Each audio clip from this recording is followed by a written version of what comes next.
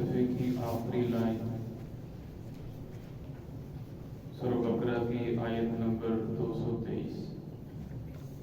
اعوذ باللہ من الشیطان الرجیم. بسم اللہ الرحمن الرحیم. ولا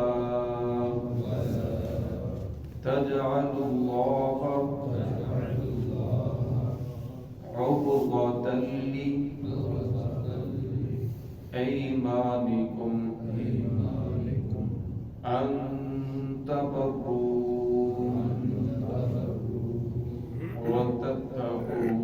أن تبروا وتتقوا وتصلحوا بين الناس والله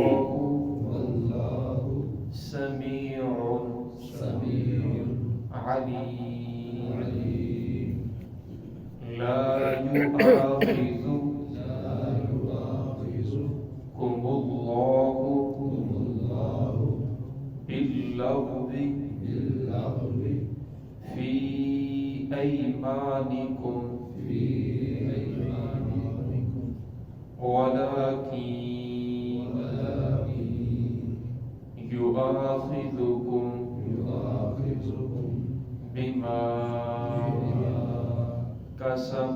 يؤاخذكم الله باللغو في أيمانكم ولكن يؤاخذكم بما كسبت قلوبكم والله غفور حليم.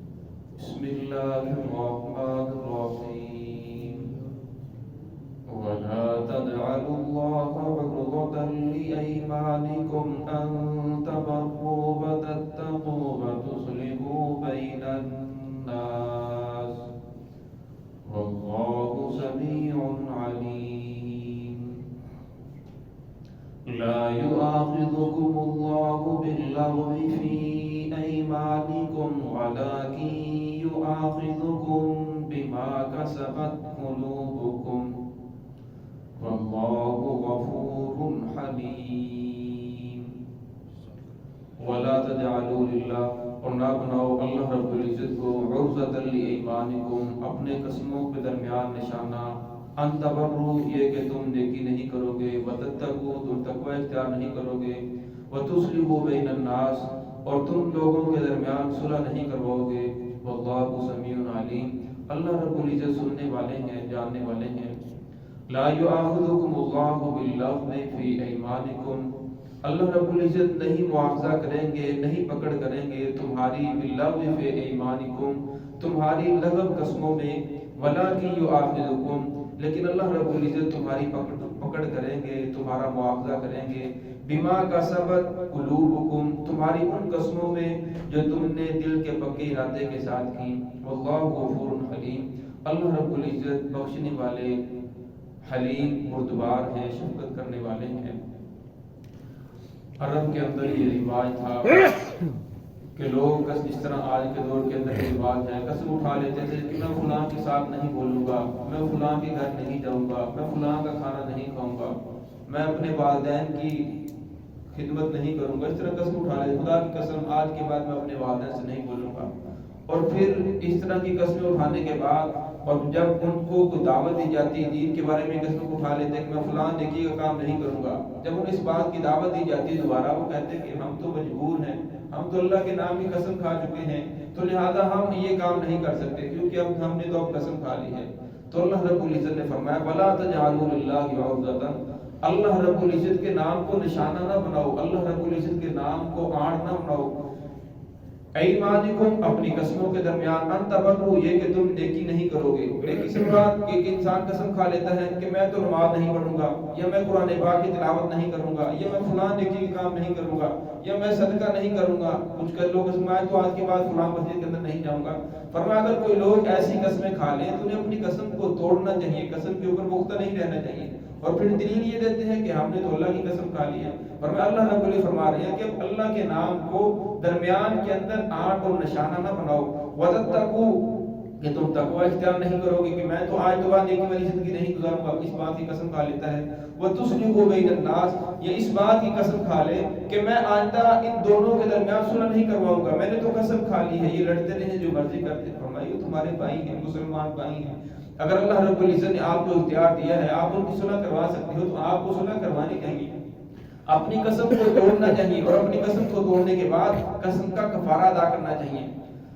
واللہ سمیع علیم، اللہ رب العزت سننے والے ہیں اور اللہ رب العزت جاننے والے ہیں۔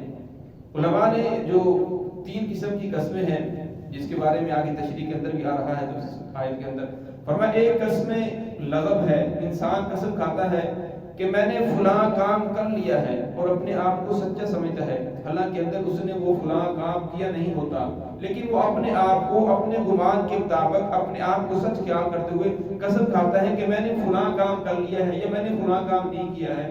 فرمایا اپنے آپ کو وہ سچا سمجھ رہا ہے، لیکن حقیقت کے اندر وہ جھوٹا ہوتا ہے۔ فرمایا اس قسم کے اوپر نہ انسان کے اوپر کوئی گناہ ہے، نہ انسان کے اوپر کوئی کفارہ ہے۔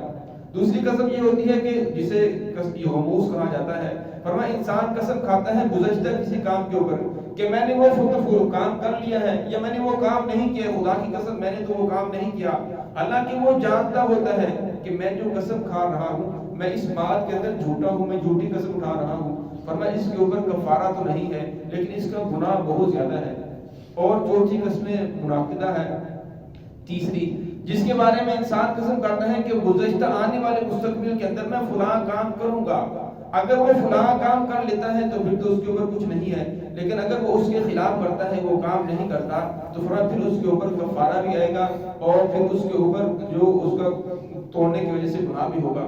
کفارہ یہ ہے کہ یا تو وہ 10 مسکینوں کو کھانا کھلائے یا 10 مسکینوں کو کپڑا پہنائے یا پھر غلام آزاد کرے۔